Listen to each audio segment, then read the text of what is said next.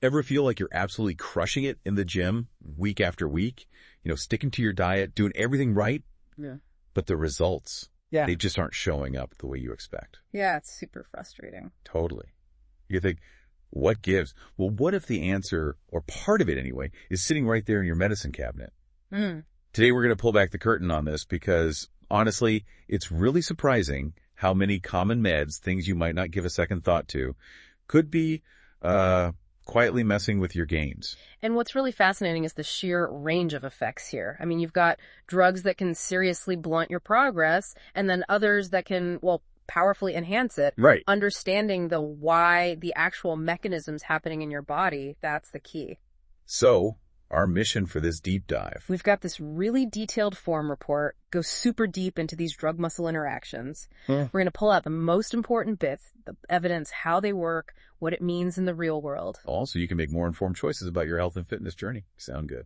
Let's do it. Okay, so, first up, the potential saboteurs, medications that might be working against you. Let's start with glucocorticoids. You probably know them as corticosteroids. Yeah, things like prednisone, dexamethasone, often used for asthma, autoimmune conditions, that sort of thing. Powerful stuff. Incredibly powerful anti-inflammatories, absolutely. But their effect on muscle, it's significant. They basically mimic your body's stress hormone, cortisol. So like a constant stress signal. Pretty much. Think of it like this. These drugs kind of put your muscles into a state where they're breaking themselves down. They ramp up muscle protein breakdown and dial down protein synthesis. Oof. Like trying to build a house while someone's actively taking bricks away. Exactly. Survival mode over growth mode. And the evidence for this is, it's strong, really well documented. The report mentions steroid myopathy. That sounds serious. It can be. Up to 60% of patients who have way too much cortisol, like in Cushing's syndrome, they experience real muscle weakness, especially around the shoulders and hips. So how long do you need to be on them for this to happen? That's the key thing. Chronic long-term use, we're talking weeks, months, that's where you see significant muscle loss and weakness. But a short burst, like for an acute flare-up, usually has a limited effect. Okay. But here's something interesting the source pointed out. Resistance exercise can actually help fight back against that steroid-induced muscle loss. Really? So working out can counteract it somehow? Yeah, it seems to be a potent countermeasure. Pretty cool. That is cool. Okay, so powerful anti-inflammatories. What about something maybe even more common, something millions of people take? Statins for cholesterol. Statins like atorvastatin, simvastatin, Lipitor, Zocor, those brands. Right. Never would have thought they'd affect muscle gains. Well, they're fantastic at lowering cholesterol, no doubt. They block a specific pathway. But here's the catch. That same pathway is involved in making coenzyme Q10. CoQ10. CoQ10, I've heard of that. It's important for energy, right? You're crucial. Think of your muscle cells as tiny power plants. CoQ10 is like the premium fuel they need to generate energy, especially for recovery and growth. Statins inadvertently reduce that fuel supply. So less energy for muscles to repair and build. That seems to be part of it. It might also interfere directly with protein synthesis. It's, complex. Yeah. Okay, so what's the real world evidence look like? Does it actually slow people down? The evidence is called moderate, but it's definitely growing. There was one study, pretty notable, looked at simvastatin, 40 milligrams, over 12 weeks of aerobic exercise. Yeah. The statin group, they basically saw no improvement in their cardiorespiratory fitness. Like a 1.5% increase versus almost 10% in the group just doing exercise. Wow, that's significant. And get this, their mitochondrial content in their muscles actually decreased, which is the exact opposite of what you want from training. So less energy production capacity at the cellular level. If you're on statins and feeling kind of sluggish or gains are slow, this could be a factor. It potentially could be, yeah. Some people get muscle pain, myalgia, early on. Even if that goes away, long-term use might just subtly blunt your ability to adapt to training as well as you otherwise would. Slightly less muscle, slightly less strength over the long haul. Good to know. Yeah. Okay, moving from chronic meds to something super common, maybe something you pop after a tough workout.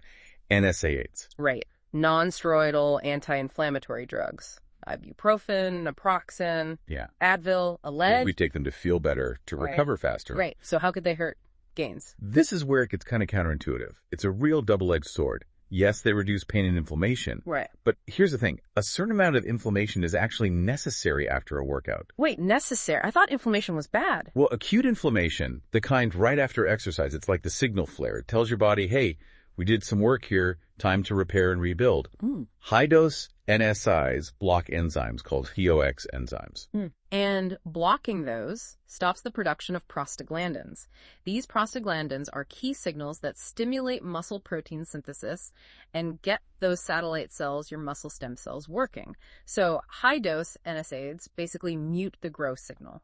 So by trying to kill the pain, you might be killing the gain signal too. If you're using high doses chronically, yes, that's the risk. The evidence, especially in younger folks, is pretty strong. Wow, scratch. There was a big randomized trial. Young adults taking 1,200 milligrams of ibuprofen daily. That's a pretty high dose. Yeah, like 6 regular pills. Right. They gained significantly less muscle size and strength compared to a control group taking low-dose aspirin. Their quad growth was like 3.7% versus 7.5% in the control group. Another study said high-dose NSAIDs halved the increase in muscle mass. Had it. Wow. So the key is high dose and chronic. Exactly. Popping 1 or 2 occasionally for a headache or a really sore day, probably not a big deal in the long run. It's the consistent high-dose use that seems to interfere. And there's a nuance, too. In older adults, sometimes NSAIDs don't blunt gains or might even help if chronic pain was limiting their ability to exercise in the first place. Right. Context matters. Okay, what's next on the list of potential hidden roadblocks? Metformin, used for type 2 diabetes. Yeah, metformin. It works in part by activating something called AMPK. Think of AMPK as your cell's energy sensor, or maybe like an emergency brake for growth when energy seems low. Okay, emergency brake. When metformin activates AMPK, it basically tells the cell, stop building, start breaking things down for energy.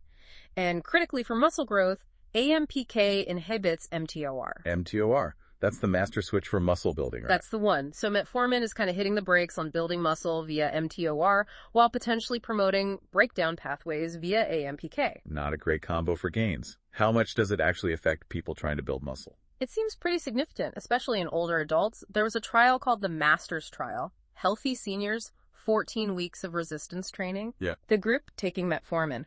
They showed about a 50% smaller increase in total lean mass compared to the placebo group. 50%. So basically half the muscle gains. Roughly, yeah. If you're putting in the work, you might only see half the reward, potentially. And this is with chronic use, over weeks and months, not just one dose. Wow. Okay. That's definitely something for people on metformin to be aware of. Now, here's one that might really surprise people. SSRIs. Selective serotonin reuptake inhibitors. Things like Prozac, Zoloft, common antidepressants, anti-anxiety meds. How could they possibly affect muscle? The evidence here is still emerging. It's more limited, but there are some concerning signals. They've been linked to changes in muscle metabolism, maybe some insulin resistance, issues with how muscle handles glucose.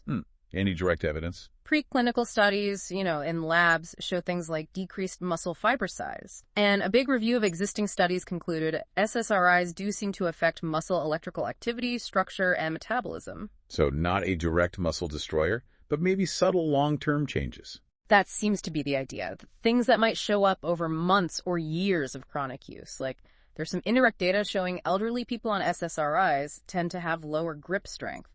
It hints at a potential impact. Okay, subtle but potentially there. What about beta blockers? Propranolol, metoprolol, used for blood pressure, heart conditions. Beta blockers work by, blocking beta-adrenergic receptors. This slows your heart rate, reduces how much blood your heart pumps out with each beat. So less blood flow to muscles during exercise. Exactly. Less oxygen delivery. Plus, they also block some beta receptors directly in the muscle tissue, receptors that normally play a role in anabolic signaling. And a big thing people report is just feeling fatigued, weak. Exercise feels harder. So it's less about directly harming the muscle, more about making it tougher to train effectively. You just can't push as hard. That's a big part of it. Your ability to do high-intensity work can be impaired. For cardio, it's known to drop your VO2 max, your aerobic capacity, by like 10-15%. For lifting, if you consistently can't train as hard because the drug makes you feel tired or limits your heart rate response, you're just not providing the same stimulus for growth over time. Right. The effect happens every time you take it, so chronic use means chronic undertraining, in a sense. Precisely. You're always training with the brakes slightly on. Got it. Okay. Besides those major classes, the report mentioned a few others that can get in the way. Can we run through those quickly? Sure, let's group them. First, anything messing with hormones or recovery, chronic opioid use, like for pain management, that can lower testosterone, leading to muscle loss. Okay. Too much thyroid hormone hyperthyroidism that can cause muscle breakdown too. And certain cancer treatments like androgen deprivation therapy or aromatase inhibitors directly lower sex hormones and cause muscle loss. That's kind of their point, unfortunately. What about things that just make the active training harder or riskier? Yeah, good category. Sedatives, muscle relaxants, obviously, if you're groggy or uncoordinated, your workout quality tanks, you just can't train effectively or safely. Makes sense. And a big one to watch out for, fluoroquinolone antibiotics. Things like Cipro. Oh, why those? They carry a known increased risk of tendinitis and even tendon ruptures. Imagine tearing an Achilles tendon because of an antibiotic. That's going to set your training back massively. Yikes. Definitely don't want that. No. And then there are the newer GLP-1 drugs, the weight loss injections everyone's talking about. Right, Ozempic, Wegovy, those types. How do they fit in? They can be really effective for fat loss, but a significant chunk of the weight loss can be lean body mass muscle, sometimes up to 40% of the total weight loss. Wow, 40% muscle loss. That's huge. It can be, especially if you're not careful. The recommendation is really strong. If you're using these, you need adequate protein intake and consistent resistance training to help preserve that muscle mass. Otherwise, you lose fat and muscle. Crucial tip there. And finally, one more, not a med, but worth mentioning. Alcohol. Yes, alcohol. Definitely not your friend if muscle gain is the goal. Excessive use hinders recovery, messes with hormones like testosterone, directly impairs protein synthesis. It's just bad news for muscle tissue. Chronic heavy drinking leads to muscle wasting. Moderation is key. All right. So that's a pretty sobering look at things that might be holding you back. But now, let's flip the script. Yeah, let's talk about the other side. Here's where it gets really interesting, maybe a bit controversial too. What about substances that can actually enhance muscle growth, supercharge it even? Right. And looking at these really highlights how powerful these hormonal and signaling pathways are. But it absolutely begs the question, at what cost? What does this tell us about natural limits? Good point. Let's start with the most obvious one, anabolic androgenic steroids. AAS, testosterone, dianabol, the stuff you hear about in sports scandals. These are the heavy hitters. They work by binding to androgen receptors in your muscles. This dramatically cranks up protein synthesis building muscle and slams the brakes on protein breakdown. So building more, breaking down less. Exactly. Plus, they stimulate satellite cells, those muscle stem cells, giving you more potential for growth. And they fight against catabolic hormones like cortisol. The evidence, it's undeniable, strong, unequivocal. That famous study from the 90s? The 1996 New England Journal of Medicine study, gave guys high-dose testosterone. They gain way more muscle and strength than guys training naturally. Here's the kicker. The guys on testosterone who did no exercise at all still gain muscle. No exercise, and they still gain muscle, just from the drug. Yeah, that's how powerful these compounds are. We're talking potential gains of 5, 10, even 20 pounds or more of lean mass in just a 6-12-week cycle. It's dramatic. Dramatic effects, but also dramatic side effects and health risks, right? We have to mention that. Absolutely. Significant risks involved. Okay, moving on. Beta-2 adrenergic agonists, like clenbuterol, sometimes used illicitly, or high doses of albuterol. Those work. They activate different receptors, beta-2 adrenergic receptors, in muscle. This triggers both anabolic building and anti-catabolic preventing breakdown effects. So again, favoring growth. They also tend to increase metabolism and fat burning. What's the evidence like for muscle growth in humans? Moderate to strong. Lots of animal studies show big effects. There was a human trial in heart failure patients, not athletes, where clenbuterol increased their lean muscle mass and boosted their leg press strength by 27%, compared to 14% for placebo. Interesting. But you mentioned a downside.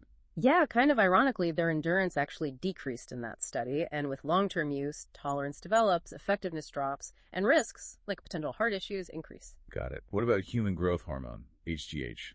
Lots of mystique around that one. Yeah, somatropin is the synthetic form. It works in a couple of ways. Directly, it binds to receptors on muscle cells, helps them take up amino acids. Indirectly, it signals your liver and other tissues to produce IGF-1, which is another potent growth factor. And it helps burn fat too, right? Yeah. Yes, it does increase fat breakdown. But for muscle growth in healthy people already training, the evidence is kind of moderate. Moderate? I thought it was supposed to be amazing. Well, a big review looked at 44 studies. Short-term GH use did lead to an average gain of about 2.5 kilos, so maybe 6 pounds, of lean mass.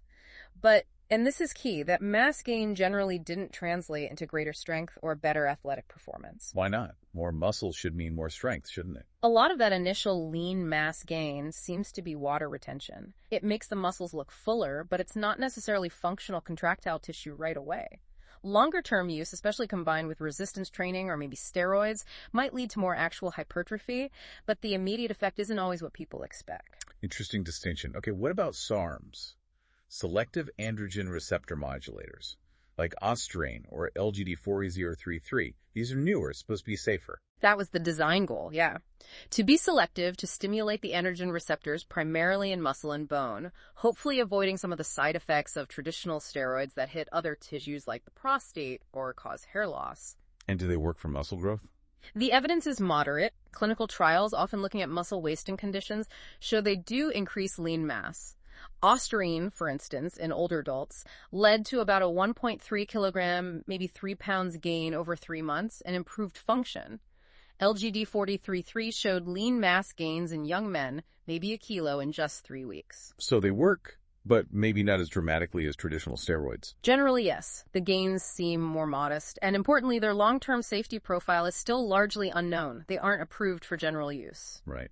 Okay, any other enhancers worth mentioning quickly? Definitely. Insulin is incredibly anabolic. It shoves amino acids and glucose into muscle cells and strongly prevents protein breakdown. Very powerful, but also very dangerous if misused due to the risk of hypoglycemia. Yeah, messing with insulin is risky. Then there's creatine. Not a drug, but probably the most effective, legal, over-the-counter supplement for performance and growth. Strong evidence. Boosts energy for lifts. Pulls water into muscles, leads to modest gains, maybe 1 to 2 kilograms early on. A staple for many lifters. Absolutely. Looking ahead, there are experimental drugs called myostatin inhibitors. Myostatin is like the natural brake on muscle growth in your body. These drugs remove that brake. Wow, remove the brake on muscle growth. Yeah, results in animals are pretty spectacular. Early human trials are ongoing. Huge future potential there, but still experimental. Fascinating. Also, just restoring hormones if someone's deficient, like testosterone replacement therapy, TRT for men with low T. Strong evidence it brings muscle mass and strength back to normal levels. And basic stimulants like caffeine or ephedrine. They don't build muscle directly, but they can help you train harder, so an indirect benefit. And of course, the foundation. Can't forget the basics. Protein supplements. Actual building blocks. You can't build a brick house without bricks, right? They're essential, foundational, but not enhancers in the same pharmacological sense. Absolutely. Okay, wow. We've covered a lot, from hidden saboteurs to potential superchargers. Yeah. So after this whole deep dive, what's the big takeaway? What does this all mean for someone listening who's serious about their fitness goals? I think the biggest takeaway is just how profoundly medications, common ones, prescribed ones, even over-the-counter stuff can impact your body's response to training. It's not always just about how hard you lift or what you eat. Right, there are other variables at play. Exactly. From significantly hindering your ability to build muscle or even train hard, to, on the flip side, dramatically boosting growth. And it really matters which drug, what dose you're taking, and for how long. So it forces you to think about balancing things. Absolutely. Balancing medical necessity with your fitness goals. If you need a medication that might impair gains, it's not game over. Remember those mitigation strategies we talked about? Yeah, like maybe CoQ10 if you're on a statin, or using perceived exertion instead of heart rate if you're on beta blockers, or really focusing on protein and lifting if you're on GLP-1s. Precisely. Or even intense training helping to counteract glucocorticoids. There are often ways to manage it. And conversely, on the enhancement side, well, the potential for extreme gains comes with extreme risks. That's a trade-off everyone needs to weigh carefully. It all comes back to being informed. Totally. Understanding these interactions empowers you, and hopefully your doctor too, to make smarter decisions. Optimizing your training, your nutrition, maybe even the timing of when you take certain meds. It all adds up. So thinking about all this, it really makes you reconsider things, doesn't it? It does. And maybe the final thought for everyone listening is this. How does understanding these complex molecular interactions, how drugs can help or hinder muscle growth, change your perspective on optimizing your own fitness journey? And maybe, just maybe, what assumptions about natural potential or limitations might you start to question now?